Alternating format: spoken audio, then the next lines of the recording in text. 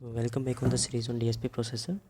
So in this lecture we are going to cover the enhanced capture module. The most important aspect of the enhanced capture module is to measure the timestamp between the signals. Okay, so with this one what we can do, we can measure the frequency, we can measure the turn on time and turn off time, and we can measure the speed of the any kind of the rotating machines.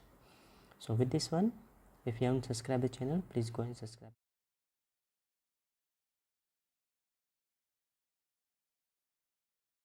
So what are the major things which the eCAP block diagram consists? It consists of, so this is the block diagram of the eCAP module.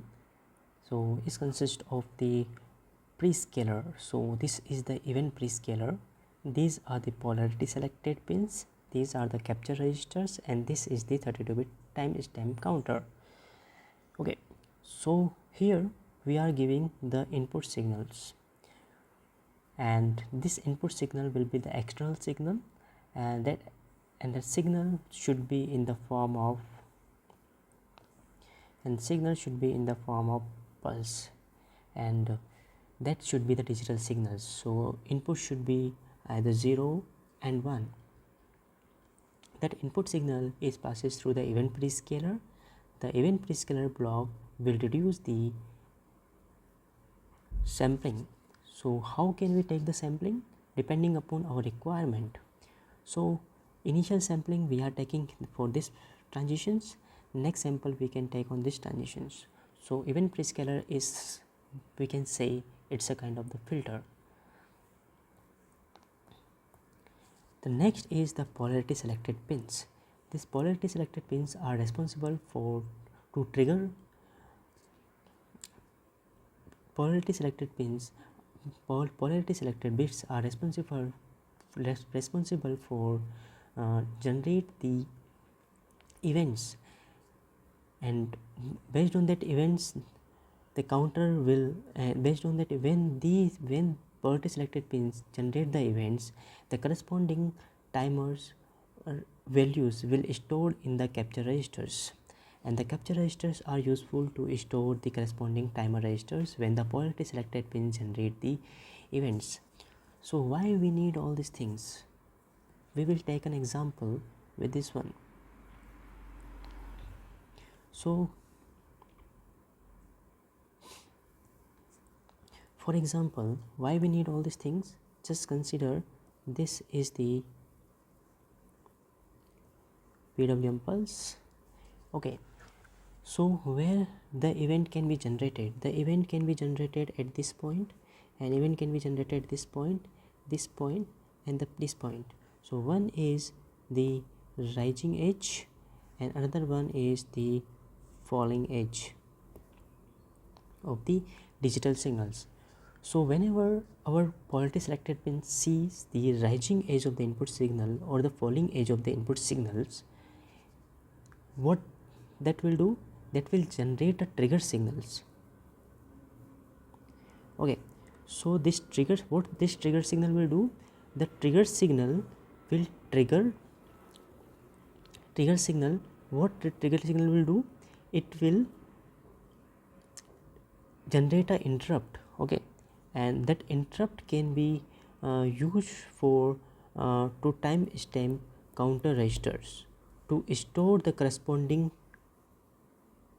trigger value, a corresponding time value into the corresponding registers, corresponding capture registers. So whenever trigger registers, when the rising edge on the falling edge of the input signals, polarity selected pins will generate the trigger, polarity selected bits will generate the trigger signal, and the trigger signal is responsible to store the corresponding timestamp counter register value into the capture registers. Okay, so this is, so why we need to store the capture timestamp value in the capture registers?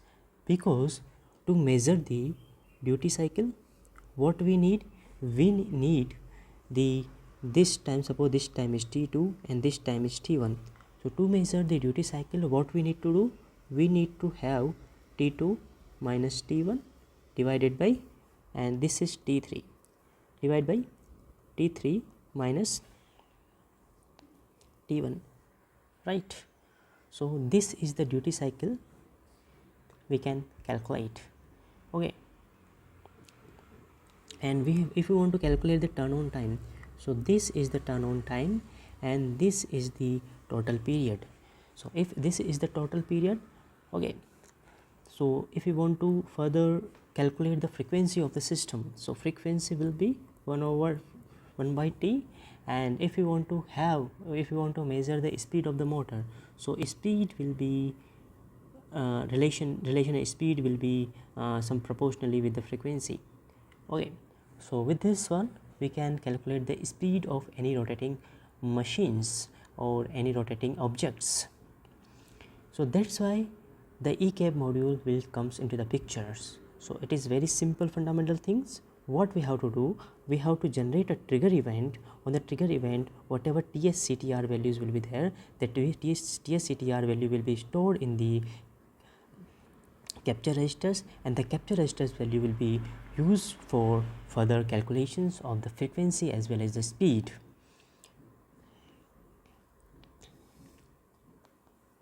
Okay, so now we will go further. So it is the eCAP module is a capture unit that allows the time-based logging of the external logic level signal that transition on the capture input pins. So whatever capture input pin that transitions will be there, that will be allow the time-based logging signals, and they have different. So we have 4 independent capture modules, and all 4 are independent to each other. There is no relationship between them. So event prescaler, as we already discussed, it can be initialized to reduce the input frequency, and it is used for the as of kind of filters. And the 4 polarity selected bit field define the rising edge and falling edge and as a trigger event for capture events 1 to 4, and the measurements time base is derived from the system clock output frequency, where TSCTR is a 32 bit counter, and that will be incremental counter. And whenever in the event of capture trigger signal, when the capture trigger signal will generate the event, it will generate a trigger signals. So the current value of this counter is captured. So whatever current value of this whenever these event logic will generate the event, so current value of the counter will be captured, and that will be stored in the corresponding capture registers. So suppose when polarity selected during the rising edge of the signals, when polarity selected bit generate the events, so on that event whatever value of timestamp counter will be there, that will be stored in the corresponding capture registers. So it is the how this is the external events is connected, external pin. So this is the hardware driven signals, and this signal is feeding into the eCAP pins, and whenever there will be rising edge and falling edge of the signals, it will generate a trigger signal, and that trigger signal will trigger this buffer, and whatever corresponding value will be there, that will be stored in the corresponding corresponding registers. So as we have already told, what is the use of this one, we can measure the time bit, and we can estimate the speed of the systems. So I'm skipping this because that is not much important. And one more important part, we have 4 independent capture modules. So another feature is that if the capture pins are not useful for us, we can use that capture pins as the auxiliary PWM generations, and that is 32-bit time-based counter and to generate the EPWM mode. So what is the block diagram for the auxiliary PWM? So it is similar to the EPWM modules, and there also we have the peer registers, compare registers, and compare logics, and the shadowing features also available there.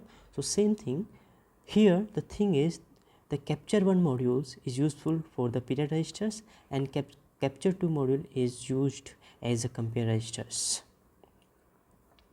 Okay, so these are the different set of registers, like capture control 1, capture control 2, timestamp counter, counter phase offset, capture 1, capture 2, capture 3, capture 4, enable interrupt, and these are the interrupt flag, clear, and interrupt force. So these are different set of registers which we are going to use for the ECAP module for accurate timestamp of the signals. So first we will talk about the event control ECCTLI registers, and the first upper set of registers are, this is the upper set of register 8 to 15. So as you can see here, the bit number 15 and 14 for the ECCTL1 is responsible for, and this is control the emulation control behavior. Okay, so when the code hits a breakpoint, what should be the behavior of the system? And the time is TSCTR stop immediately when this bit is 0 0, and when this bit is 0 1, then TSCTR run until equals to 0. So you can initialize according to you what you have to do when the code hits a breakpoint, what should the behavior of the system. And the prescaler, as we already talked about, it is kind of the filter when we are using this bit as 0 0 0 0 0, and that means input is divided by 1, then we are bypassing the signals. And when is 0 0 0 0 1, we are dividing the inputs by 2, like we are not taking the samples. So samples we are taking it where we are taking the samples, so this is the samples. So here we are taking the first rising edge, and next we are taking here, we are taking here. So this edge we are skipping, so it's kind of the filters. So filtering actions we are doing here. And to their capture load enables, to enable the capture load, what we have to do, we have to keep this bit as 1. So we want to enabling the capturing features. So load on capture events, so whenever there will be capture events is there, we are loading the we are enabling the we are enabling this capture units. And the lower registers will consist of the capture polarity registers, capture event polarity, and the counter reset on the capture mode. So capture event polarity, like there are two kind of event polarity will be there, right? One will be the rising edge. Okay, so this is the rising edge, and one will be the falling edge. Okay, only two event possibilities are there. So for the rising edge, we want to capture the event when input is the rising edge. So what we can do, we can keep that this bit as 0, this bit as 0, this bit as 0, and this bit as 0. And when your input signal is going for the falling edge, so we want to trigger when input signal is falling edge, what we can do, we can keep this bit as 1 1 1 and 1. Okay, so we can trigger the signals during the rising edge as well as the falling edge. Now what should be happening when capture events is happening? So what about the counter? Counter should be reset and counter should be continuous. So when we are keeping this bit as 0, this bit as 0, what is happening? The counter is continuously running. There won't be no reset on the counter. So counter is continuously counting up. Okay, and what it will do? What about the when we are keeping this bit as 1, what happens when the counter is reaching at this point? We are making counter 0, and again it is when reaching down counting mode, we are resetting to 0 again. So it will follow this kind of structure. So reset means once it capture signal will seen with these bits, and after that it will be automatically reset. So corresponding time registers will be stored in the result registers. Okay, so now we will come to the second control registers, that is ECAP registers, and this is mostly responsible for the auxiliary PWM. So auxiliary PWM, as you can see, what should be the polarity of the auxiliary PWM? Either polarity should be either 0 and 1, the output should be either 0 and 1. So we can have this, either it is active high and active low.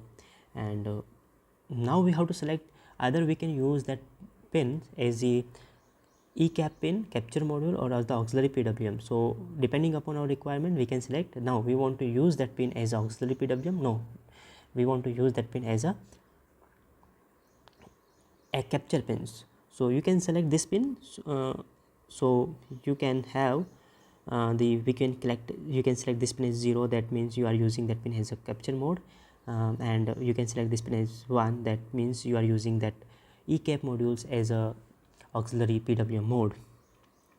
Now the synchronization is useful when you are using the auxiliary PWM mode. Okay, so when the synchronization should happens, so when this is the software for counter synchronizations, so when you are keeping this is 0, there is no synchronization is happening, there is no effect with the synchronizations.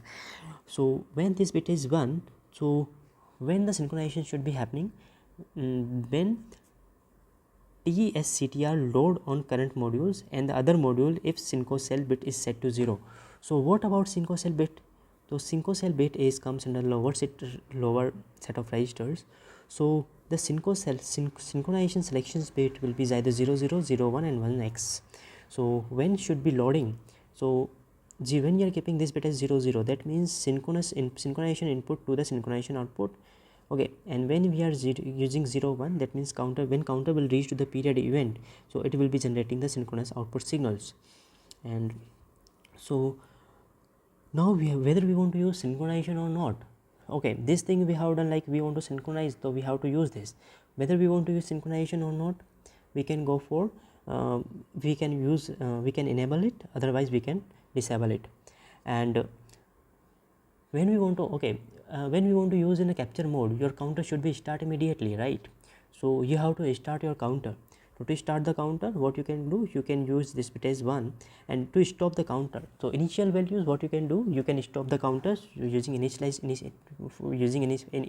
period, and later what you can do, you can make a TSCTR stop equals to 1, so you can continuously running, you can make a counter continuously running. And the another feature is that when you are capturing the signal, right, so during this case your counter should be reset to 0, and a counter should be reaching at a maximum capture units, and again it should reset to 0, right? So these things can be done with the help of these units.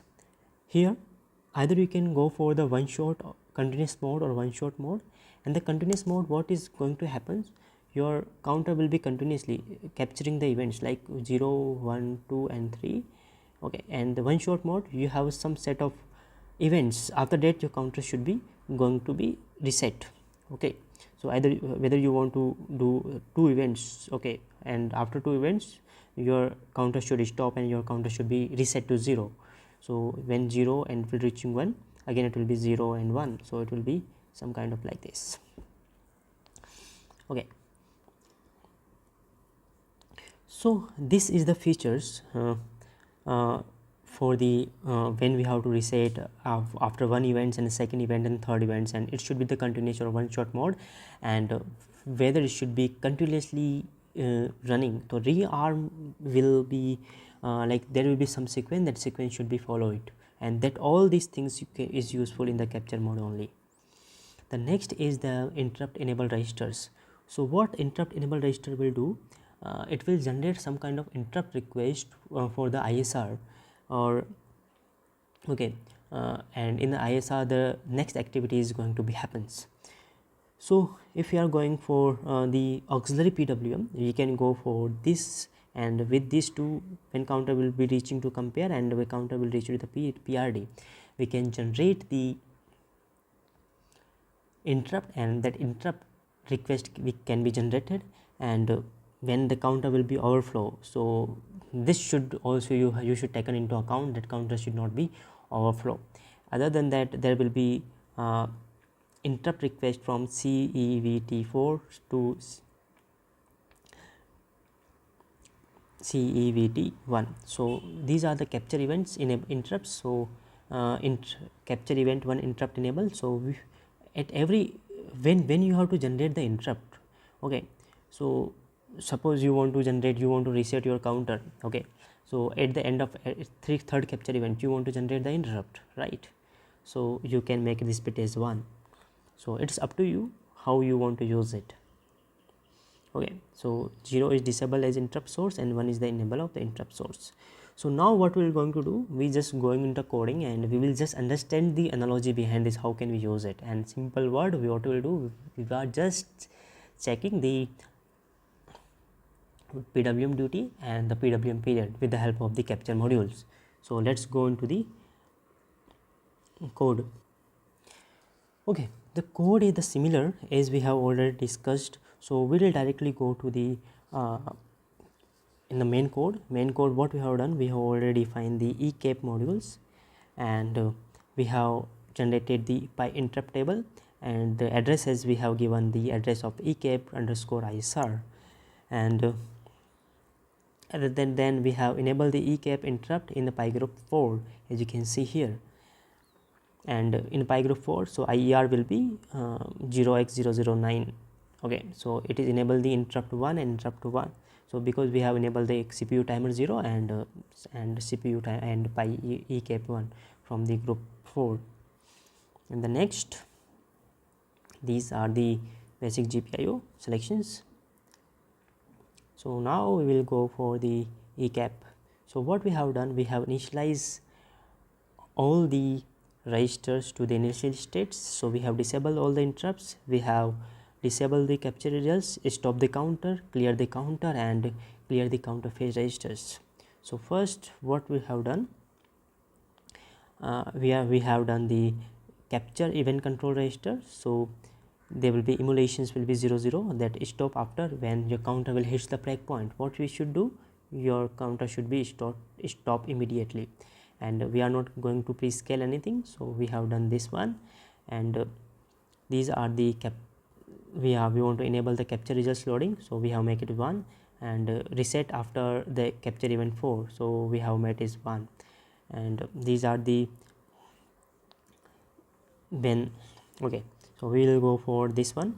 So we'll just understand the analogy of this. So this is the rising edge. Okay, the first rising edge, the capture event 1, and the first rising edge will be here, and second capture 2 polarity will be falling edge, as you can see here. Capture 3 will be again 0, so it is rising edge, and capture 4 will be 1, so it is falling edge. Okay, so what should be the reset, what should the counter should do? Counter should be reset after capture 1? No, so we are keeping it 0, here also 0, here also 0, here also 1. So after fourth event, your counter should be reset to 0. So this is the fourth event, and your counter will is starting, and when it reaches the fourth event, your counter will is reset to 0, right? Now we will come to the event control registers 2. This is for the auxiliary PWM. So this is not much useful for us, but the thing is, like, we are using the continuous mode, and after fourth event we are wrapping the signals. Wrapping means we are resetting to 0, like it's kind of when it reach the maximum and it should be reset to 0. So this kind of signals we are getting. Okay, and rearm, and we don't want rearm, it should be continuously, right? And the next is, these are the different events. So when you have to generate the events, okay, so when we have to generate the events, so we want to generate the events and at the event of interrupt 3. So here we have generated the event for the same. Okay, and remaining thing will be the same, and remaining thing will be useful for the auxiliary PWM. So now we'll come from on the interrupt void ISR. As you can see here, we have cleared all the flag registers, and we have cleared that signals, that interrupt we have generated here. So we want to clear that interrupt in the ISR, so we have cleared, because that will be coming again in the next durations. So to calculate the PWM duty, that will be T2 minus T1, and this is the nothing, this is the T2, and this is the T1, and this is the PWM period, this is the T3, this is the T1. So with this one we can calculate the PWM duty and PWM period. So if you have a duty, it's not a kind of duty, it's we can say it is the turn on time, right? And the duty will be turn on over total time, right? If you have given the input signal. Okay, so this is the turn on time, and this is the total time. So the duty cycle will be the turn on over T. So basically it's the turn on time, and this is the total period. So it is a T1 time, T2 time, and T3 time period. Now we will go on the top of the program, and we will see what are different functions we have given. So here you can see we have set up the eCap here and ISR for the same, and two variables we have set, like unint32 PWM duty and PWM, and unint32 PWM underscore period. So these two registers we have initialized. So with this one we can calculate the PWM duty, and we can use the eCAP modules for event captures and to calculate the speed of the rotating machines, rotating objects, and turn on time. And with the help of this, what we can, if we have the duty cycle, right, and with the help of that we can generate the voltage, okay, of the signals.